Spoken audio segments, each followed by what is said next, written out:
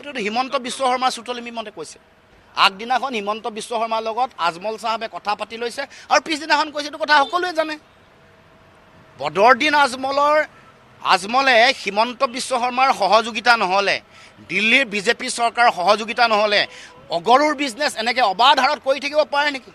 যিটোৰ বিভিন্ন আইন আছে, তেনেকৈ ধৰণৰ ট্ৰেন্সপৰ্টেশ্যনৰ বিভিন্ন ধৰণৰ বাধা নিষেধ আছে। কিয় এই ব্যৱসায়টো কৰি থাকিবলৈ তেওঁলোকে একেবাৰে গ্ৰীণ ছিগনেল পাইছে? কাৰণ ইয়াৰ লাভৰ অংশ হিমন্ত বিশ্ব শৰ্মালৈ যায়, চৰকাৰলৈ যায়। হিমন্ত বিশ্ব শৰ্মাৰ গ্ৰীণ ছিগনেল থকাৰ কাৰণে আজমলে এনেকৈ ব্যৱসায় কৰি ৰাজনীতিটো তেওঁলোকৰ কেৱল মাত্ৰ ব্যৱসায়ৰ কাৰণে অৱলম্বন।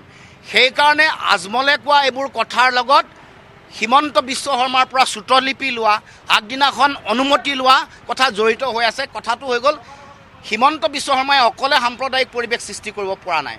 সাম্প্ৰদায়িক পৰিৱেশ সৃষ্টি কৰাৰ পিছতো তেওঁ জিকিম বুলি আশ্বস্ত নহয়, সেইকাৰণে আজমলক লগাইছে আৰু ভোট চুৰি কৰিবৰ কাৰণে লাগি গৈছে।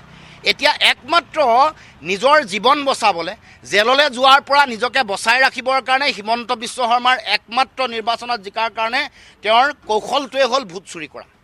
ভোট যেনে তেনে ভোট চুৰি নহয়, নাগৰিকৰ গণতান্ত্ৰিক অধিকাৰ চুৰ কৰিবলৈ হিমন্ত বিশ্ব শৰ্মাই উঠি পৰি লাগিছে। বাহিৰৰ পৰা হাজাৰ হাজাৰ লাখ লাখ বিহাৰ উত্তৰ প্ৰদেশৰ মানুহ আনি নাম ভৰাই দিব আৰু ইয়াত থকা আমাৰ থলুৱা মানুহৰ যিসকলে বিজেপিক ভোট নিদিয়ে তেওঁলোকৰ মানুহ হাজাৰ হাজাৰ নাম কাটি দিব।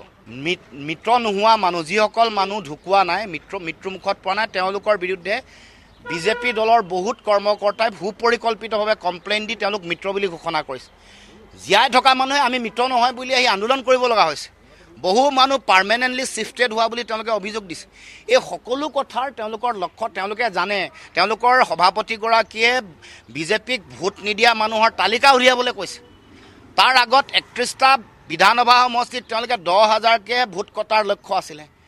যিদিনাখন তেওঁলোকৰ সভাপতিগৰাকীয়ে লিষ্ট প্ৰস্তুত কৰিব কৈছে, তেতিয়া আৰু 29টা বিধানসভা সমষ্টিত যোগ দি লৈছে। সৰ্বমুঠ 60টা বিধানসভা সমষ্টিত 5,000ৰ পৰা 10,000কৈ বেছি ভোট কটাৰ তেওঁলোকৰ লক্ষ্য। এইটো হিমন্ত বিশ্ব শৰ্মাৰ চুটলিমি মতে কৈছে। আগদিনাখন হিমন্ত বিশ্ব শৰ্মাৰ লগত আজমল চাহাবে কথা পাতি লৈছে আৰু পিছদিনাখন কৈছে এইটো কথা সকলোৱে জানে। বদৰুদ্দিন আজমলে হিমন্ত বিশ্ব শৰ্মাৰ সহযোগিতা নহ'লে, দিল্লীৰ বিজেপি চৰকাৰৰ সহযোগিতা নহ'লে অগৰুৰ বিজনেছ এনেকৈ অবাধ হাৰত কৰি থাকিব পাৰে নেকি? যিটোৰ বিভিন্ন আইন আছে, তেনেকৈ ধৰণৰ ট্ৰেন্সপৰ্টেশ্যনৰ বিভিন্ন ধৰণৰ বাধা নিষেধ আছে। কিয় এই ব্যৱসায়টো কৰি থাকিবলৈ তেওঁলোকে একেবাৰে গ্ৰীণ ছিগনেল পাইছে? কাৰণ ইয়াৰ লাভৰ অংশ হিমন্ত বিশ্ব শৰ্মালৈ যায়, চৰকাৰলৈ যায়। হিমন্ত বিশ্ব শৰ্মাৰ গ্ৰীণ ছিগনেল থকাৰ কাৰণে আজমলে এনেকৈ ব্যৱসায় কৰি ৰাজনীতিটো তেওঁলোকৰ কেৱল মাত্ৰ ব্যৱসায়ৰ কাৰণে অৱলম্বন। সেইকাৰণে আজমলে কোৱা এইবোৰ কথাৰ লগত হিমন্ত বিশ্ব শৰ্মাৰ পৰা চুটলিপি লোৱা, আগদিনাখন অনুমতি লোৱা কথা জড়িত হৈ আছে। কথাটো হৈ গ'ল, হিমন্ত বিশ্ব শৰ্মাই অকলে সাম্প্ৰদায়িক পৰিৱেশ সৃষ্টি কৰিব পৰা নাই। সাম্প্ৰদায়িক পৰিৱেশ সৃষ্টি কৰাৰ পিছতো তেওঁ জিকিম বুলি আশ্বস্ত নহয়, সেইকাৰণে আজমলক লগাইছে আৰু ভোট চুৰি কৰিবৰ কাৰণে লাগি গৈছে। এতিয়া একমাত্ৰ নিজৰ জীৱন বচাবলৈ, জেললৈ যোৱাৰ পৰা নিজকে বচাই ৰাখিবৰ কাৰণে হিমন্ত বিশ্ব শৰ্মাৰ একমাত্ৰ নিৰ্বাচনত জিকাৰ কাৰণে তেওঁৰ কৌশলটোৱে হ'ল ভোট চুৰি কৰা। ভোট যেনে তেনে ভোট চুৰি নহয়, নাগৰিকৰ গণতান্ত্ৰিক অধিকাৰ চুৰ কৰিবলৈ হিমন্ত বিশ্ব শৰ্মাই উঠি পৰি লাগিছে। বাহিৰৰ পৰা হাজাৰ হাজাৰ লাখ লাখ বিহাৰ উত্তৰ প্ৰদেশৰ মানুহ আনি নাম ভৰাই দিব আৰু ইয়াত থকা আমাৰ থলুৱা মানুহৰ যিসকলে বিজেপিক ভোট নিদিয়ে তেওঁলোকৰ মানুহ হাজাৰ হাজাৰ নাম কাটি দিব। মৃত নোহোৱা মানুহ, যিসকল মানুহ ঢুকুৱা নাই, মৃত্যুমুখত পৰা নাই, তেওঁলোকৰ বিৰুদ্ধে বিজেপি দলৰ বহুত কৰ্মকৰ্তাই সুপৰিকল্পিতভাৱে কমপ্লেইন দি তেওঁলোক মৃত বুলি ঘোষণা কৰিছে। জীয়াই থকা মানুহে আমি মৃত নহয় বুলি আহি আন্দোলন কৰিব লগা হৈছে। বহু মানুহ পাৰ্মানেণ্টলি শ্বিফটেড হোৱা বুলি তেওঁলোকে অভিযোগ দিছে। এই সকলো কথাৰ তেওঁলোকৰ লক্ষ্য তেওঁলোকে জানে। তেওঁলোকৰ সভাপতিগৰাকীয়ে বিজেপিক ভোট নিদিয়া মানুহৰ তালিকা উলিয়াবলৈ কৈছে।